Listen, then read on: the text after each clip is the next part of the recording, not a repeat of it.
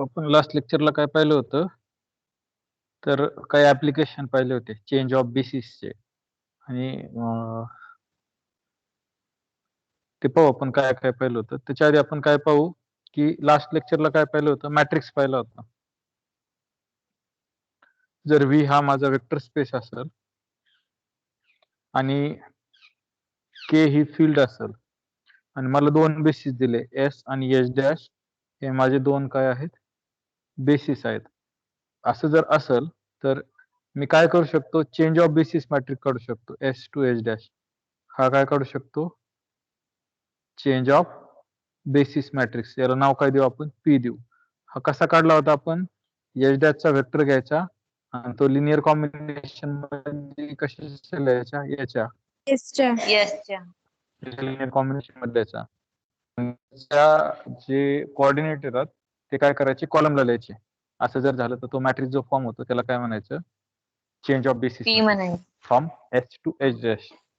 हा म्हणजे पी नाव द्यायचं त्याला, पण काय म्हणायचं, change of basis matrix from S to H dash. म्हणजे हे तुम्ही काढू शकता.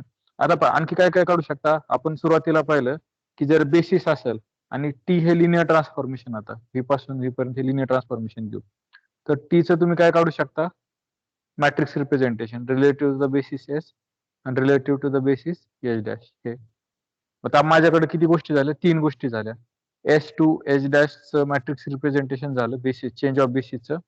त्याच्यानंतर या लिनियर ऑपरेटरचं रिप्रेझेंटेशन झालं, matrix representation relative to the basis S आणि relative to the basis H dash. आता ह्या तीन गोष्टी झाल्या माझ्याकडे. आता मी काय करतो, व्ही हा वेक्टर घेतो, व्ही मधला. आता व्ही हा वेक्टर घेतला तर माझ्याकडे दोन बेसिस आहे. मी रिलेटिव्ह टू त्याचे काय काढू शकतो, कोऑर्डिनेट काढू शकतो. मी relative to the basis H dash coordinate काढू शकतो, relative to the basis S coordinate काढू शकतो.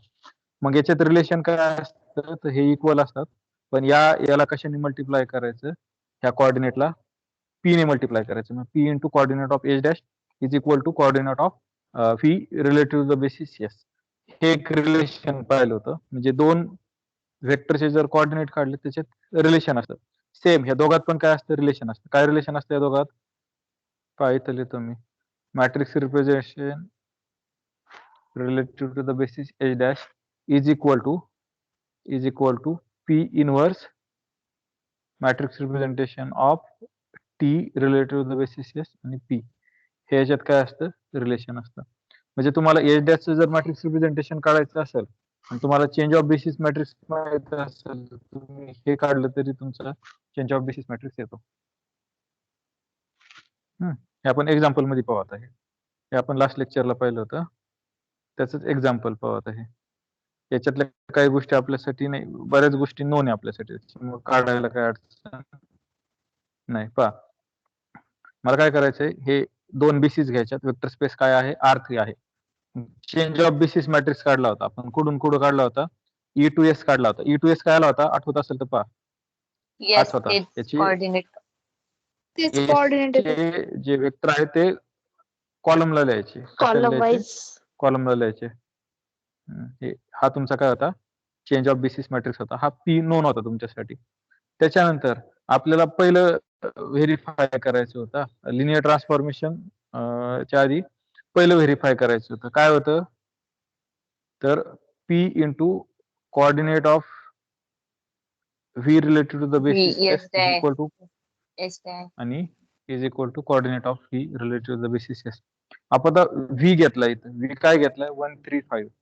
व्ही किती घेतलाय, 135 घेतलाय. आता 135 चे relative to the basis S पण कोऑर्डिनेट काढू शकतो आणि ई पण काढू शकतो. आता ई जर काढले तर काय येतील, इझी ना, रिलेटिव्ह टू द बेसिस. आता मला काय करायचंय, एस डॅश टू एस काढायचे ना. मग मला काय काढायचं, आता इथं पहा, एस टू ई काढायचे मला. हा दुसरा कोणता आहे, एस आहे. पहिला कोणता आहे, ई. पहिला वाला इथं लिहायचा आणि दुसरा वाला काय लिहायचं, इथं लिहायचं. आता पहा, मी जर याचे coordinate relative to the basis S काढले, त्याला पी ने मल्टिप्लाय केलं, तर हे coordinate relative to the basis काय येतात, ई येतात. हे मागच्या स्टेटमेंट नुसार आपण ते करू. आता relative to the basis E याचे कोऑर्डिनेट काय येतील, तर हेच कोऑर्डिनेट आहेत, 1 3 5. हे झाले तुमचे हे. आता मला relative to the basis S हे कोऑर्डिनेट काढायचे. मला काय करायचे, relative to the basis S म्हणजे हे कोऑर्डिनेट काढायचे. मग मला हे कसं लिहावं लागेल, 1 3 5 is equal to X times पहिला basis 1 0 1 plus Y 2 1 2 plus Z 1 2 2. याच्यावरून मला इक्वेशन मिळतील. आता पहा मी काय करतो, हे आहे ना ऑलरेडी, हेच वापरू आपण. हेच वापरू. हे पहा, हे असं जर लिहिलं तर एक्सची किंमत किती येते, इथं सोडवलेलं आहे. एक्सची किंमत किती येते -7, वायची किंमत किती येते -5 आणि झेडची किंमत किती येते 4. म्हणजे हे जे कोऑर्डिनेट झाले हे व्ही चे relative to the basis S काय झाले, एक्स ची किंमत -7 नंतर -5 आणि नंतर 4. आता सर -4 -7 आणि हे सोडवलं इथं, आपण सोडवत नाही. हे आता सिस्टीम काढली ना ही पहा खाली, ही सिस्टीम काढायची आणि सोडवायची. ही सोडवली तर एक्स ची किंमत 7, वाय ची किंमत -5 आणि झेड ची किंमत 4 येईल. काढल्या का सर आपण इक्वेशन वरून? हो हो हो हो हो. आपल्याला तेच करायचं असतं ना. एखादा कोऑर्डिनेट काढायचा असतो म्हणजे काय, दिलेला वेक्टर व्ही हा बेसिसच्या फॉर्मॅट मध्ये लिहायचा आणि जे स्केलर येतील त्याला मल्टिप्लाय असणारे तेच काय असतात, आपले कोऑर्डिनेट असतात. तेच काय असतात, कोऑर्डिनेट असतात. मग पहा इथं आपण आता आपल्या एक्झाम्पलला हे आलंय, काय आलंय, ए रिलेटिव्ह बेसिस कोऑर्डिनेट -5 -7 -5 4 हे आलेत, आपण घेतलेत. आणि हे कोऑर्डिनेट काय आहेत 1 3 5. आता P into coordinate of S काढलं तर मला काय यायला पाहिजे, कोऑर्डिनेट ऑफ ई यायला पाहिजे. हे येईल का, हे रिलेशन होल्ड व्हायला पाहिजे. मी हे रिलेशन ट्राय करतो. आपण एखादाच काढू. हा पी मॅट्रिक्स घ्यायचा 1 2 1 0 1 2 1 2 2 हे सॉल्व्ह करतो आणि हा कॉलमला लिहायचा -7 -5 आणि 4. पहिला जर काढलं तर काय येईल -7 -10 प्लस 4. काहीतरी मिस्टेक आहे, काहीतरी मिस्टेक झाली इथे पहा, किमती चुकीच्या घेतल्या. एक्स इज इक्वल टू 7 आहे, -7 नाही. एक्स इज इक्वल टू किती आहे 7. हा आता काढा बरं, हा किती येईल पहिला 7 -10 प्लस 4 म्हणजे 1 येईल. आता पहा हे 0 -5 आणि 4 2 8 3 आले. हा 7 वजा 10 म्हणजे -3 आणि 4 2 8 5 आला हा कोऑर्डिनेट. Yes sir. म्हणजे आपण ते व्हेरीफाय केलं थोडक्यात. समजलं हे, आपण फक्त व्हेरीफाय केलं. आता दुसरं पण व्हेरीफाय करू. दुसरं पण काय व्हेरीफाय करू, तर आपल्याला हे मॅट्रिक्स रिप्रेझेंटेशन होतं कोणतं, E2S चं कोणतं 1 0 1 सॉरी 1 0 1 2 1 2 त्याच्यानंतर 1 2 2 हे काय होतं, मॅट्रिक्स रिप्रेझेंटेशन होतं. हे काय होतं, मॅट्रिक्स रिप्रेझेंटेशन. दुसरं काय सांगितलं त्यांनी काढायला, हे let A is equal to which may be viewed as linear operator on R3. Find the matrix B such that. आता लिनियर ऑपरेटर दिलाय. लिनियर ऑपरेटर काय दिलाय, ए दिलाय. कुठून R3 वरून R3 वर. ए म्हणजे मल्टिप्लिकेशन बाय मॅट्रिक्स दिलंय. हे काय दिलंय, मल्टिप्लिकेशन बाय मॅट्रिक्स. म्हणजे हा मॅप कसा आहे, ए यू आहे. ए कोणता, हा मॅट्रिक्स आहे. आता मला याचं काय करायचंय, हे काढायचंय matrix B represent A relative to the basis S. मला काय काढायचं, याचं मॅट्रिक्स रिप्रेझेंटेशन काढायचंय याचं. पण रिलेटिव्ह द बेसिस कोणता सांगितलाय, बेसिस कोणता सांगितलाय. जर ई सांगितलं असतं तर हेच चाललं असतं. ई सांगितलं असतं तर हे चाललं असतं. पण आता कोणता सांगितलाय, येस. आपण युज्युअल वेने काय केलं असतं, आता युज्युअल वेने काय केलं असतं, युज्युअल वेने काय केलं असतं, जर हे मला काढायचं असतं तर आपली काय केलं असतं, याचा एक वेक्टर घेतला असता आणि तो सॉरी R3 चा एक वेक्टर घेतला असता. कोणता, R3 चा, एक मिनिट. आपण काय केलं होतं, इथं आपल्याला लिनियर ऑपरेटर दिलेला आहे आणि काय करायचंय, R3 to R3 पाहिजे सर. हो R3 to R3 पाहिजे, पण मला काय करायचंय याचं मॅट्रिक्स रिप्रेझेंटेशन काढायचंय. कशाचं? याचं. आता पहा, आपल्याकडे एक फॉर्म्युला आहे, matrix representation of S dash is equal to P inverse matrix representation of T related, असा फॉर्म्युला आहे ना? Yes sir. इथं आपला एस डॅश काय आहे? एस आहे, आणि हा काय आहे आपला? ई आहे. म्हणजे याचा वापर करू शकतो ना आपण, याचा वापर करू शकतो ना. म्हणजे तुम्हाला काय करायचंय, मॅट्रिक्स रिप्रेझेंटेशन ह्या एचं काढायचंय ना, मग तुम्हाला रिलेटिव्ह द बेसिस ई आहे ना, रिलेटिव्ह द बेसिस ई याचं रिप्रेझेंटेशन आहे. काय असतं याचं रिप्रेझेंटेशन? याचं रिप्रेझेंटेशन या लिनियर ट्रान्सफॉर्मेशनचं रिलेटिव्ह हाच असतो. म्हणजे इथं कोणता आला तुमचा? हाच मॅट्रिक्स आला. नंतर पी इनवर्स आणि पी आपल्यासाठी नोन आहे, पी इनवर्स काढू शकतो आपण. म्हणजे यांचं जर मल्टिप्लिकेशन घेतलं तर मॅट्रिक्स काय आला? Relative to the basis S आला. समजलं? म्हणजे इथं कोणता घ्यायचा? टी, तर हाच मॅट्रिक्स घ्यायचा, कारण त्याचं with respect to E representation हेच असतं. म्हणजे मला आउटपुट काय मिळेल? पी इनवर्स हा मॅट्रिक्स आणि हा. समजलं? ते काय येईल? Representation of relative the basis S linear ट्रान्सफॉर्मेशनचं का तेच केलंय ना. हा मॅट्रिक्स ए आहे, हा पी आहे, आणि हा काय आहे? पी इनवर्स आहे. आणि हा काय येईल? Matrix representation relative the basis S येईल. कशाचं? ए या मॅपिंगचं, R3 to R3.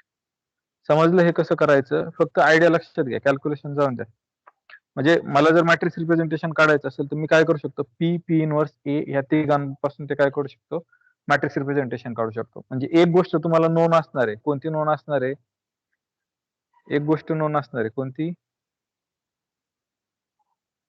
पहा, याच्यातली गोष्ट कोणती सोपी काढणं? ही सोपी का? कारण हे मॅट्रिक्स रिप्रेझेंटेशन आहे रिलेटिव्ह द बेसिस काय? Standard basis E. आणि ही गोष्ट पण काढणं सोपी ना, कारण हे काय आहे? ई टू एस आहे, आणि ई टू एसचं काय असतं? एसचं काय करायचं? कॉलम लिहायचा. म्हणजे फक्त तुम्हाला काढावं काय लागेल? म्हणजे तुम्हाला काढावं काय लागेल? पी इनवर्स काढावं लागेल. म्हणजे ह्या सगळ्या इझिली नोन आहे, याच्यासाठी काही कॅल्क्युलेशन करायची गरज नाही. पी इनवर्स काढलं, या तिघांचं मल्टिप्लिकेशन केलं तर काय येते? Matrix representation of T related. आता इथं टी कोणता आहे? ऍक्च्युली ए आहे ना, मल्टिप्लिकेशन बाय मॅट्रिक्स, त्याच्यामुळे हे आलं. समजलं हे? म्हणजे तुम्हाला हे जर काढायचं असलं तुम्ही इकडून पण काढू शकता. खूप समजलं असेल. सर मग जर ईच्या ऐवजी एस दुसरा दिला असता तर आपल्याला ए इंटू त्याचा कॉलमचा मॅट्रिक्स बनावा लागला असता, मग त्यांची मल्टिप्लिकेशन द्यावी लागली. हो, मग ते आणखी कॉम्प्लिकेटेड झालं असतं, कारण तुम्हाला हे काढणंच कॉम्प्लिकेटेड झालं असतं. हे काढणं पण कॉम्प्लिकेटेड झालं असतं, पी काढणं. पण जर मी तुम्हाला असं सांगितलं डायरेक्ट, कसं? मी तुम्हाला सांगितलं टी हा मॅट्रिक्स आहे, सपोज ए हे लिनियर ट्रान्सफॉर्मेशन आहे R2 to R2. डिफाईन कर. ए हा मॅट्रिक्स कोणता घेतलेला आहे? 1, 3, 7 आणि 5 हा घेतलेला आहे. आता या मॅट्रिक्सचं तुम्हाला काय काढायचंय? आणि एस हा बेसिस दिलेला आहे. एस हा बेसिस दिलेला आहे कोणता? 1, 3 आणि 5 - 1 हा बेसिस दिलेला आहे. आता पहा, तुम्हाला ह्या एचं मॅट्रिक्स रिप्रेझेंटेशन काढायचंय. ए या लिनियर ट्रान्सफॉर्मेशनचं रिलेटिव्ह द बेसिस एस. मग तुम्ही कसं काढणार? आधी काय करणार? 1, 3, 7, 5 म्हणजे ए U1 काढणार. ए U1 काढला 1, 3, त्याची इमेज काय येईल? पहा बरं. 3, 3, 9, 1, 10 आणि हा 7, 7, 5, 35. सॉरी, 7, 5, 1, 15 आणि 7, 1, 7. किती आले? 15, 7, 22. 22 काढून हा परत याच्या लिनियर कॉम्बिनेशनला लिहावं लागेल. 1, 3 प्लस 5, सॉरी 5 1 आहे का? हा 5 - 1. हा, असं आहे. नंतर तुम्ही काय करायचं? एक्स वाय च्या व्हॅल्यू काढायच्या. एक्स वाय च्या व्हॅल्यू काढून मग त्या काय करायच्या? कॉलमला लिहायच्या. असं आहे. हा, मग त्याच्यापेक्षा तुम्ही काय करू शकता? आताचा थेरमचा वापर करू शकता.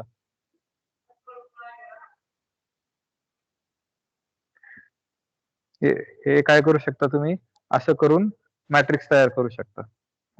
मग हे करण्याच्या ऐवजी काय करा? 5 - 1 ची हो 5 - 1 ची इमेज काढावी लागली असती, मग एक्स वाय च्या व्हॅल्यू काढावी लागली. हो हो, मग त्याच्यावरून काय झालं असतं, तुमचा मॅट्रिक्स तयार झाला असता. आता काय करायचं त्याच्यापेक्षा, तुम्हाला ई हा स्टँडर्ड बेसिस माहिती आहे, 1 0 येस सर. 0 1 हा स्टँडर्ड बेसिस माहिती आहे. आता E2S हा जर तुम्ही मॅट्रिक्स काढला पी नावाचा, तर तो कसा येणार आहे, 1 3 1 0 0 1.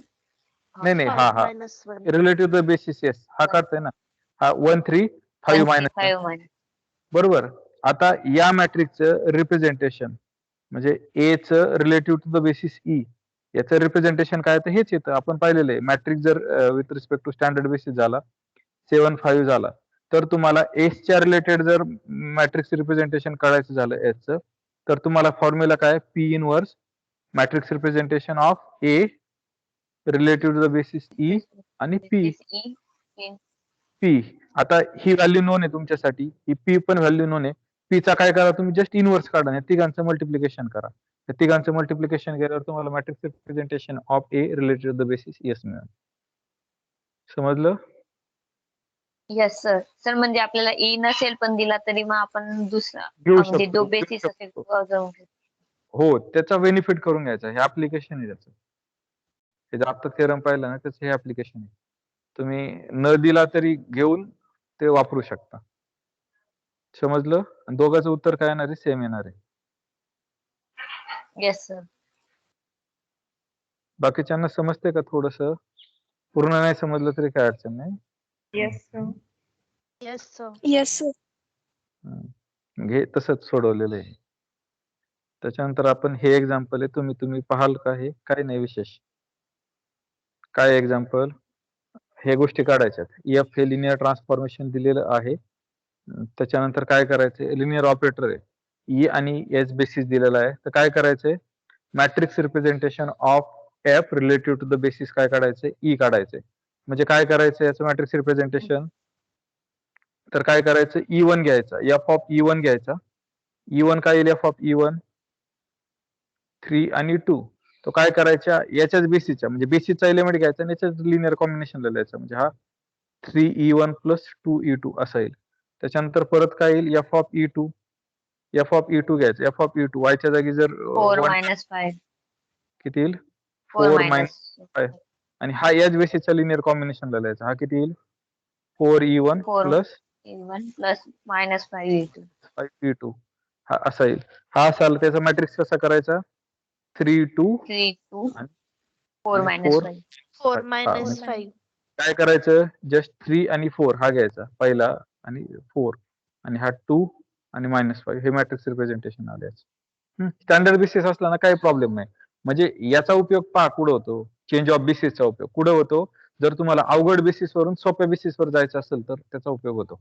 तुमच्याकडे पी येतो, तुमच्याकडे matrix representation of linear operator related the basis standard basis येतं, त्याच्यावरून तुम्ही किती किचकट असलं तर इझिली जाऊ शकता.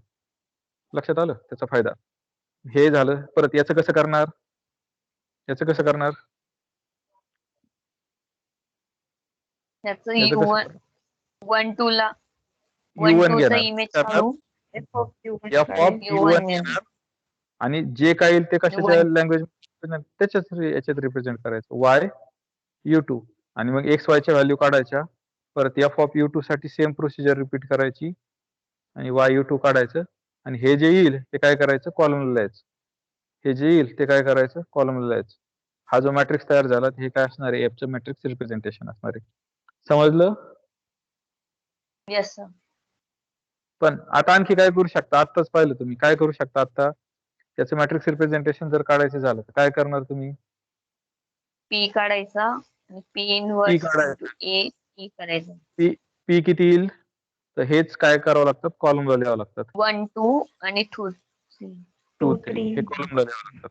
नंतर काय करायचं, असं याचं matrix representation related to the basis E, याचं मॅट्रिक्स रिप्रेझेंटेशन काय होतं related to the basis E, 3 4 4 2 minus 5. हे आपण डायरेक्ट काढू शकतो, हे पण डायरेक्ट काढू शकतो, हे पण डायरेक्ट काढू शकतो. म्हणजे टी चं linear transformation related to the basis S काय आहे, हा पी इनवर्स P आताचा formula inverse A related to the basis P E, with related to the base. E झालं. म्हणजे तुम्हाला इथं कॅल्क्युलेशन करायची गरज आहे का आता, नाही, इथं तुम्ही काय करू शकता, डायरेक्ट करू शकता. याचा फायदा हा.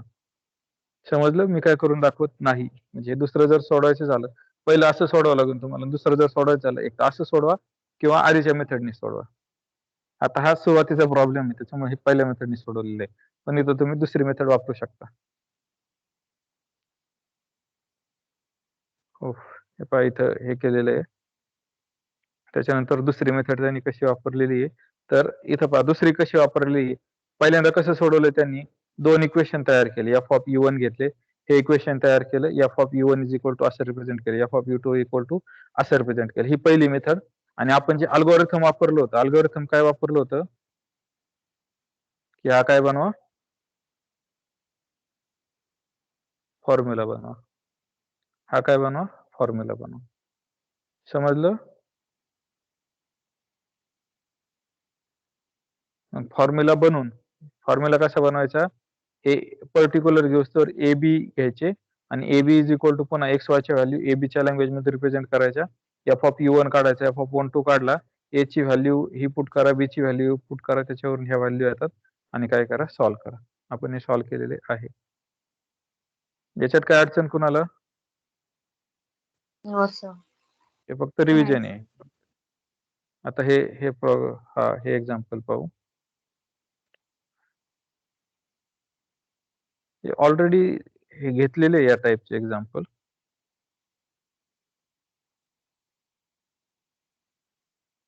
क्विक घेऊ आपण, म्हणजे सोडवत नाही बसत मी, फक्त तुम्हाला सांगतो काय कसं येईल.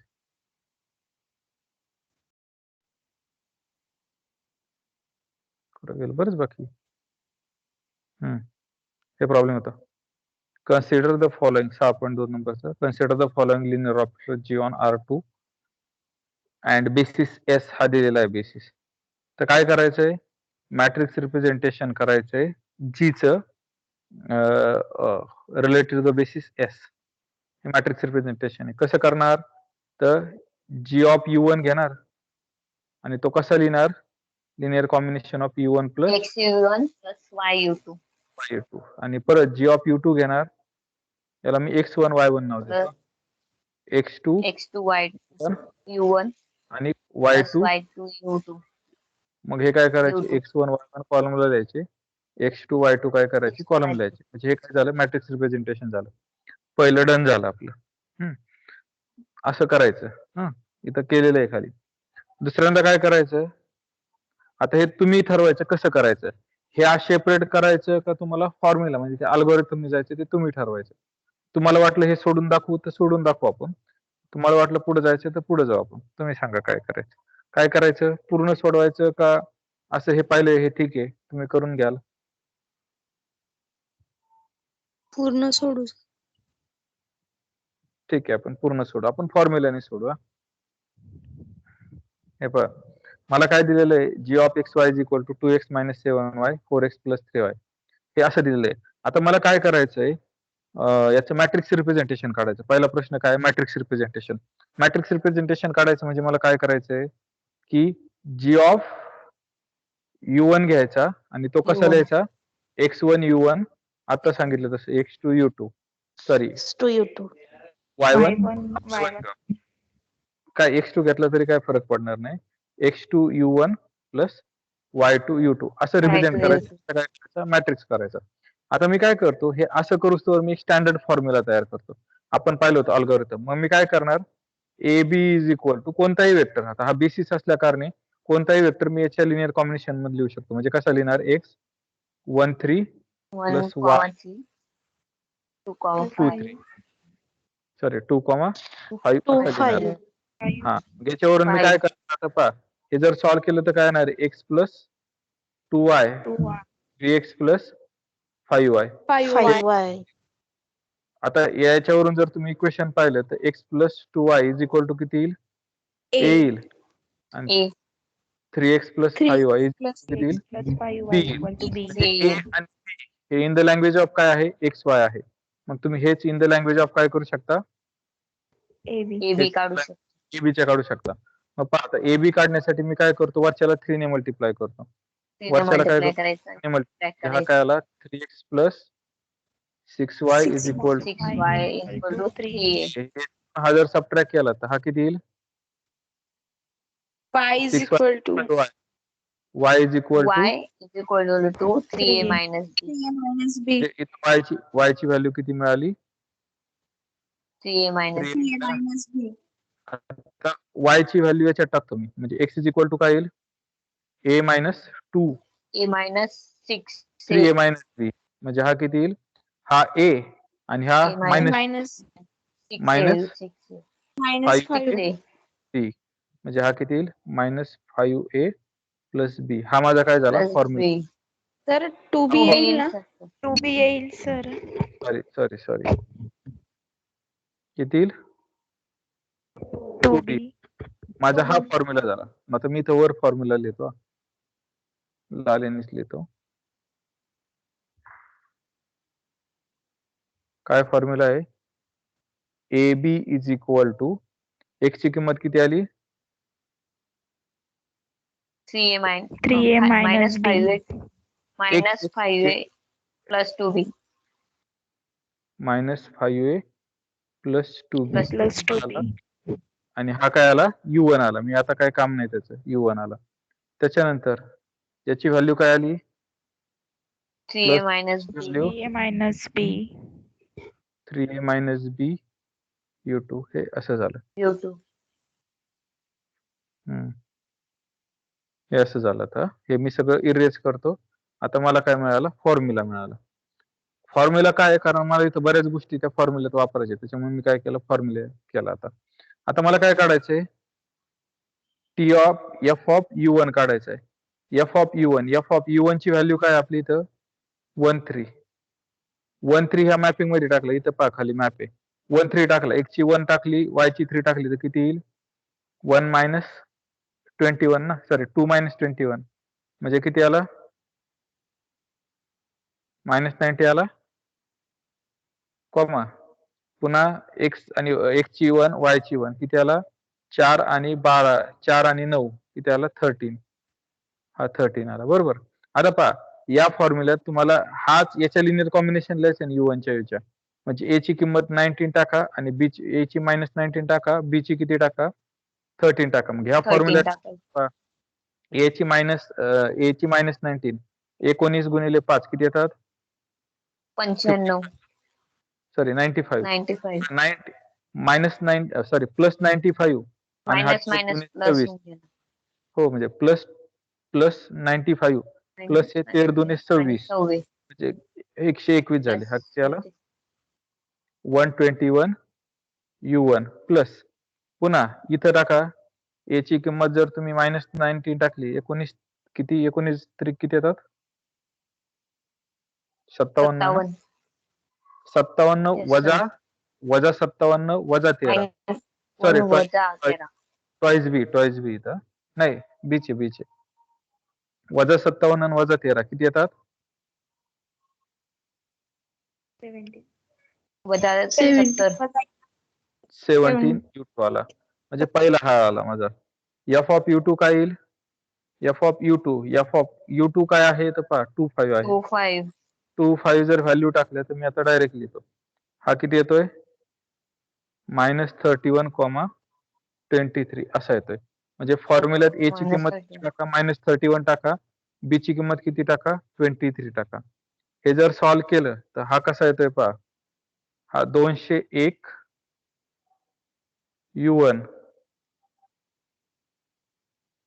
201 u1 मायनस म्हणजे प्लस मायनस 116 u2 असं येतंय. हे असं झालं. म्हणजे याच्यावरून हे आणि हे मिळालं. म्हणजे मॅट्रिक्स काय आला तुमचा? मायनस 121 आणि उभा मायनस 70 आणि हा किती आला? 201 मायनस 116. हा मॅट्रिक्स रिप्रेझेंटेशन आलं. समजलं? म्हणजे पहिल्याचं उत्तर हे आलं. पहिलं समजलं का? Yes sir. Yes, sir. आता दुसरं पाहू आपण. फॉर्म्युला लागतोय, त्यासाठीच फॉर्म्युला तयार केलाय आपण. फॉर्म्युला किती वेळा वापरलाय? 2दा वापरलाय. आता काय करायचंय पहा, व्हेरीफाय व्हेरीफाय हे व्हेरीफाय करायचे. मग मी काय करणार, व्ही घेणार. व्ही कोणता आहे आपला, हा आहे. तर इथं डाव्या साईडला काय करायचं, हे मॅट्रिक्स रिप्रेझेंटेशन होतं आपल्याकडं. कोणतं होतं, 121 वजा 70 -70 201 वजा 100 वजा 116 हे असं रिप्रेझेंटेशन होतं, बरोबर. आता हे असं रिप्रेझेंटेशन होतं. तर मला काय करायचं, हे व्हेरीफाय करायचं. तर मी व्हेरीफाय नाही करणार, मी फक्त काढून दाखवतो. हे तुम्हाला नोन आहे. आता व्हीचं रिप्रेझेंटेशन करायचं relative the basis S. V काय आहे, 4 - 3. याचं representation relative the basis S करायचं. ऑलरेडी आपल्याकडे एस आहे, म्हणजे U1 आणि U2 आहे. हा फॉर्म्युला आहे, म्हणजे त्याच्यात ए ची किंमत आणि बी ची किंमत टाकून द्या त्या फॉर्म्युल्यात, कारण हाच मला याच्या लँग्वेज मध्ये लागतं लिनियर कॉम्बिनेशन मध्ये कोऑर्डिनेट काढण्यासाठी. मग 4 ची किंमत जर -5 टाकली, सॉरी, ए ची किंमत जर 4 टाकली आणि बी ची किंमत जर -3 टाकली, तर किती येईल, हे 5 चोक 20 आणि 3 दोन्ही 6, म्हणजे वजा 26 येईल, बरोबर. Yes sir. प्लस बी ची, ए ची किंमत जर 4 टाकली, 4 त्रिक 12 आणि वजा 3, म्हणजे वजा 3 अधिक, म्हणजे किती आले, 15 U2 आले. जे ह्या वीचं मॅट्रिक्स सॉरी कोऑर्डिनेट काय आहेत, -26 -26 आणि 15 आले. म्हणजे ही क्वांटिटी मिळाली तुम्हाला. आता तुम्ही काय काढायचं, जी ऑफ यू काढायचा. जी ऑफ यू म्हणजे यू किती आहे तुमचा, सॉरी, जी ऑफ व्ही काढायचा. व्ही किती आहे, 4 - 4 - 3 ह्या मॅप मध्ये या मॅप मध्ये एक्स ची किंमत किती टाका, सॉरी, एक्स ची किंमत 4 टाका आणि वाय ची किती टाका, 3 टाका. म्हणजे हा किती आला, 8 आणि 7 - 21, 8 आणि 21 किती झाले, 29. 29 कोमा एक्स ची किंमत 4 टाका, म्हणजे 4 चोक 16 वजा 3 त्रिक 9, 16तून 9 गेले किती आले, 7. म्हणजे हा 7 आला. म्हणजे या परत याच फॉर्म्युला द्यायचं, कारण तुम्हाला याचे कोऑर्डिनेट काढायचे आहेत ना. मग ए च्या जागी किती टाका, 29 टाका. बी च्या जागी किती टाका, 60 टाका. मग हे जर टाकलं तर तुमचं काय येईल, इथंच लिहितो मी डायरेक्ट, काय येईल, 29 गुणिले 5 किती आले, दोघं पॉझिटिव्ह आहे ना, हे 145 आणि हे -145 प्लस 14 किती आले, 131 ना, येस सर. 131 U1 प्लस इथं टाका, हे किती आले, हा मायनस, हे किती येतील,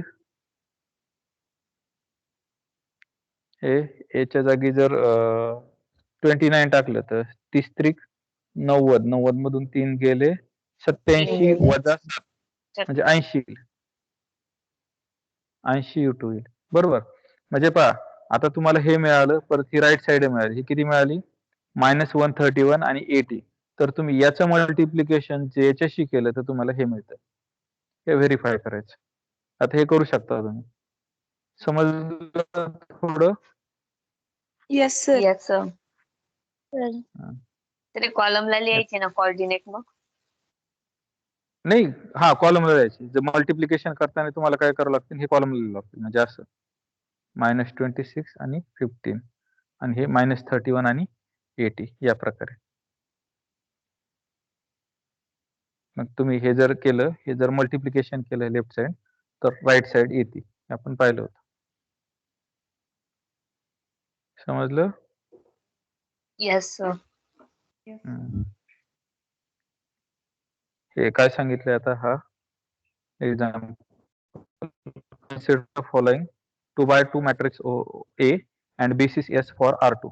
A हा मॅट्रिक्स सांगितलाय 2 4 5 6 आणि S हे बेसिस सांगितलेत, U1 U2 हे बेसिस दिलेले आहेत. The matrix A defines linear operator R2.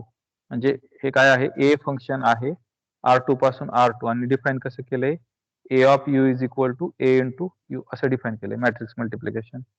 Find the matrix B represent the mapping relative to the basis S. म्हणजे तुम्हाला ए या मॅट्रिक्सचं रिप्रेझेंटेशन पाहिजे relative to the basis S. हे काढायचं. कसं काढणार? दोन प्रकारे काढणार तुम्ही. हे एक मॅपिंगनी जाणार आणि दुसरा एक प्रकार काय? पी इनव्हर्स ए हा असाच घ्यायचा आणि पी पी काय येईल हा मॅट्रिक्स, तर हेच काय करायचे, कॉलमला लिहायचे. ऑलरेडी कॉलमला दिलेले 1 - 3 - 7 झालं तुमचं उत्तर. ए हा असाच घ्यायचा कारण त्याचं मॅट्रिक्स हे काय करतं, मी relative to the standard basis घेतोय सगळं. हे काय करतं, relative to the standard basis घेतोय. त्याच्यामुळे हा आहे असा असतो आणि हे कॉलमला द्यायचे. ऑलरेडी कॉलमला दिलेत म्हणजे हे एवढ्यांचं मल्टिप्लिकेशन करा, तुमचं बरोबर उत्तर येणार आहे. सॉल्व्ह करायचं सर पण कसं आहे? आपल्याला स्टँडर्ड नाहीत ना. दिले नाही तरी घेतो ना आपण. आपल्याला 2 बेसिस लागतात. एक कोणते लागतात? स्टँडर्ड. आता दिले नाही तरी घेऊ शकतो ना मी. आपल्याला नोन आहेत ना स्टँडर्ड बेसिस. हे नोन आहे. मग मी काय करतो, हा ए म्हणजे काय आहे? Matrix representation of matrix A related to the basis काय आहे? ई आहे. हा आहे आणि हे E2 चं काय आहे? E2S चं काय आहे? मॅट्रिक्स रिप्रेझेंटेशन आहे. आपण घेऊ शकतो. आपण आपली चॉईस घेऊ शकतो ना सोडवायचं म्हटल्यावर. येस समजलं? सर. किंवा मग तुम्हाला दुसरं काय करावं लागणार, आपल्या रेग्युलर मेथडनी हा AU1 काढावा लागणार. AU1 काय येईल? याचं आणि याचं मल्टिप्लिकेशन म्हणजे 2 4 5 6 1 - 2 यांचं मल्टिप्लिकेशन काय येईल? 2 आणि 4 दुने 8 म्हणजे किती येतील? -6. 5 आणि 6 दुने 12 म्हणजे किती येईल? -7 ना. -7. हे आलं. परत हे काय करायचं? रिप्रेझेंट करायचं 1 - 2 प्लस y 3 - 7 ला काय घ्यायचा? हा XY घ्यायचा आणि हा काय करायचा? कॉलमला लिहायचा. परत पुन्हा काय करायचं? AU2 काढायचं. समजलं असं? पण आपण दुसऱ्या प्रकारे करू शकतो. दोन्ही प्रकारे करू शकता तुम्ही. इथं कोणतं केलंय? हे सुरुवातीचे एक्झाम्पल आहे. हे कुणाचे एक्झाम्पल आहे? सुरुवातीचे. मी काय केलंय? थिअरी आधी घेतली आणि एक्झाम्पल शेवटी घेतलेत. त्याच्यामुळं हा क्रम पहा. हा सुरुवातीचा एक्झाम्पल आहे 7.3 म्हणजे इथं त्यांनी आधीच्या मेथडनी सोडवलंय. त्या मेथडनी. AU1 काढलं, परत त्याच्याच लिनियर कॉम्बिनेशन लिहिलं U1 आणि U2 त्यांनी पण सोडवलं नाही. त्यांना कंटाळा आला असेल. नाही, त्यांनी सोडवलंय. त्यांनी फॉर्म्युला तयार केलाय. त्यांनी काय केलंय? फॉर्म्युला तयार केला आणि फॉर्म्युलावरून करू शकता. तुम्ही कसंही करू शकता. वाटलं तर तुम्ही काय करा, दुसऱ्या मेथडनी सोडा. तुमच्यासाठी P इझिली नोन आहे. A पण नोन आहे. फक्त तुम्हाला काय करायचंय? इन्व्हर्स काढायचं आणि मल्टिप्लिकेशन करायचं. बाकी काही करायचं नाही. समजलं हे? Yes sir. येस. आता हे 6.4 काय आहे? हा बोला. इझिली तुम्ही इन्व्हर्स काढायचं ते इझी सांगताय ना, ते फक्त 2x2 मॅट्रिक्स साठीच इझी आहे, 3x3 साठी नाही ना मग. नाही ना, 3x3 साठी इझी नाही. मग तुम्हाला 3x3 साठी तुम्हाला बेस्ट ऑप्शन काय राहील, की फॉर्म्युला बनवलं.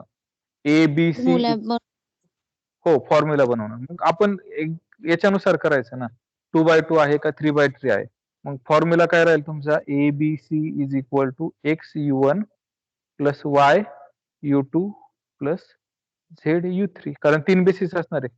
असा फॉर्म्युला करायचा आणि मग सोडवायचं. पण 2x2 साठी तुम्ही P इन्व्हर्स P आणि याची मेथड इझिली वापरू शकता. कारण Yes, 2x2 sir. साठी आपला 1 डिटर्मिनंट आणि डायगोनलचं काहीतरी एक डायगोनल एक्सचेंज करायचं आणि एक डायगोनलचे साइन चेंज करायची.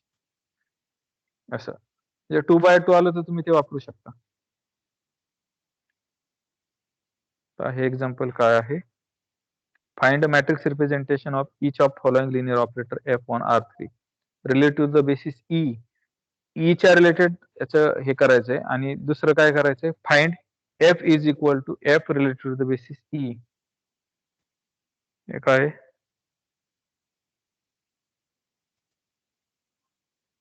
दॅट इज नाही हेच करायचं. याला आपण काय म्हणलेलं ई नाही म्हटलं तरी चालतं. चं हे काय करायचंय? हे करायचंय. आता पहा. पहिल्यांदा काय दिलेलं आहे? लिनियर हे दिलेलं आहे. लिनियर ऑपरेटर दिलेला आहे. तर याचं representation relative the basis S कसं असतं?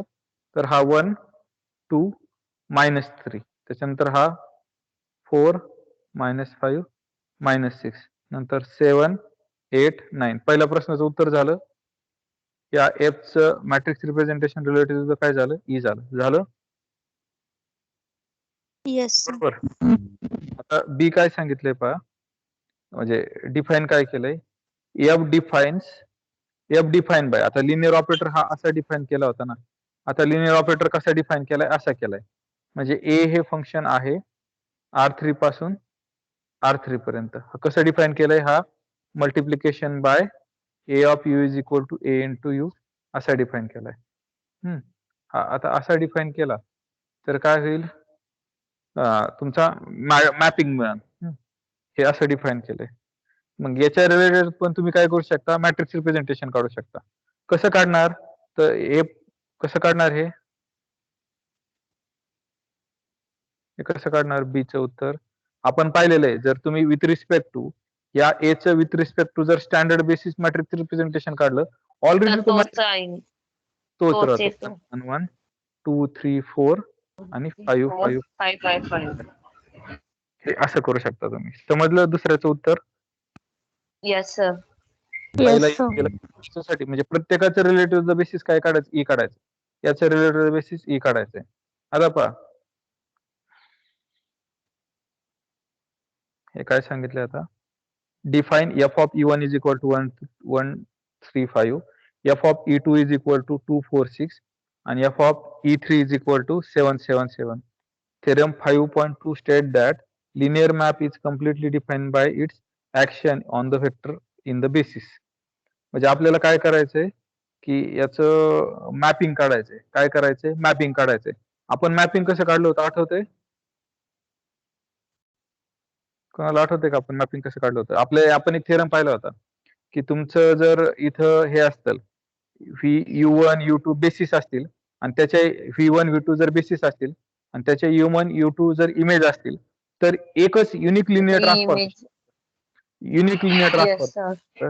बरोबर. हे आता कसं काढायचं, आपण हे पाहिलं होतं त्यावेळेस पण पाहिलं होतं. कसं काढायचं पाहिलं होतं आपण? इनव्हर्स एक्झिस्ट करायला पाहिजे. नाही, इनव्हर्स नेसेसरी नाही एक्झिस्ट होणं, पण ते कसं काढायचं पाहिलं होतं आपण. काहीतरी डिफाईन केलं होतं. रिलेशन फाइंड करायचं. हा, रिलेशन काय करायचं होतं, फाइंड करायचं होतं. पण इथं तुम्ही इझिली करू शकता. आणखी मॅट्रिक्सचा जर वापर करून काय करू शकता, इझिली करू शकता. तर कसं करू शकता पहा, इथं एफ ऑफ E1 काढायचा, हा किती आला, 135 आला. हाच काय करायचा, याच्या लिनियर कॉम्बिनेशनला लिहायचा E1 E2 च्या परत त्याच्याच. म्हणजे तुम्हाला काय करायचं थोडक्यात, मॅट्रिक्स रिप्रेझेंटेशन काय म्हणजे चेंज ऑफ मॅट्रिक्स करायचंय, चेंज ऑफ बेसिस मॅट्रिक्स करायचंय. काय करायचंय, ई पासून एस पर्यंत. मग ई पासून एस पर्यंत काय होतं की हे वेक्टर कुठे लिहावं लागतात, कॉलमला लिहावं लागतात. म्हणजे पहा 1 3 5 त्याच्यानंतर 2 4 6 7 7 7 आणि हेच काय झालं, ते मॅपिंग झालं. मॅपिंग झालं.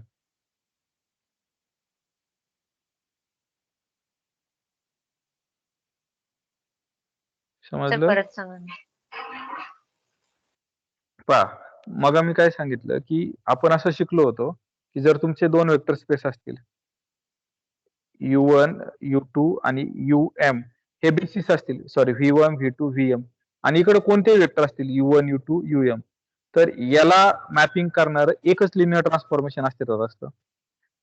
त्याला मॅपिंग करणार काय असतं, एकच लिनियर ट्रान्सफॉर्मेशन अस्तित्वात असतं. म्हणजे T of V1 is equal to U1 असणार, T of V2 is equal to U2 असणार. आपण असं मागं पाहिलं होतं की हे किती लिनियर ट्रान्सफॉर्मेशन असतं, युनिक असतं, आणि आपण ते शोधलं पण होतं.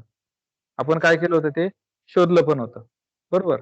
मग आता मला काय करायचंय, ते इझिली शोधायचंय. आणखी त्यावेळेस आपण काहीतरी लिनियर ट्रान्सफॉर्मेशन घेतलं होतं, मग व्हेरिएबल घेतले होते, मग त्याच्यावरून काहीतरी केलं होतं.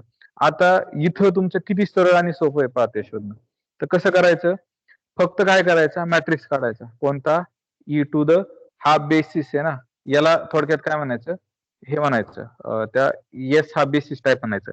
मग याचा काय करायचा, चेंज ऑफ बेसिस मॅट्रिक्स काढायचा, ई टू एस. हा चेंज ऑफ बेसिस मॅट्रिक्स काय येतो,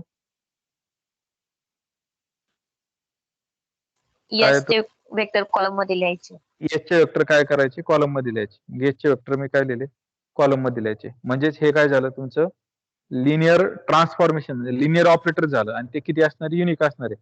म्हणजे कसं ते पहा, याची इमेज, मग हे लिनियर ट्रान्सफॉर्मेशन काय पहा, ए फ्रॉम R3 टू R3, ए काय R3 टू R3, हा तुम्हाला काय म्हणा, ए म्हणा. आता पहा हे सॅटिस्फाय आलं पाहिजे ना, ए ऑफ E1 म्हणजे ए ऑफ E1 काढलं. ए ऑफ E1 किती यायला पाहिजे? 135. आता पहा मी इथं डायरेक्ट काढतो. ए ऑफ E1 काय येईल? 135. Sorry A of E1 100. काढलं तर किती येईल सांगा बरं? 135. 135 आलं. E2 काढलं Yes, तर sir. हे मॅट्रिक्स येईल. म्हणजे तुम्हाला हे 246. लिनियर ट्रान्सफॉर्मेशन आहे ना, 246. ते मिळालं. पण कधी ज्यावेळेस तुमचे हे E1 E2 E3 दिलेले असतील ना, ज्यावेळेस E1 E2 E3 दिलेले असतील आणि जर E1 E2 E3 नाही दिले तर तुम्हाला मग तुम्हाला काय करावं लागेल? सोडवावं लागेल. असं सोडू शकता तर असं सोडू शकता आत्ताच्याच प्रमाणे. आता प्रमाणे सोडू शकता. हे असं की याच्यातला 135 घ्यायचा आणि ते हे या बेसिसच्या आणि त्याच्यापासून हा काय करायचा? मॅट्रिक्स तयार करायचा. ह्या मॅट्रिक्सचं मल्टिप्लिकेशन म्हणजेच तुमचं काय होणार आहे? ते युनिक लिनियर ट्रान्सफॉर्मेशन मिळणार आहे. समजली आयडिया?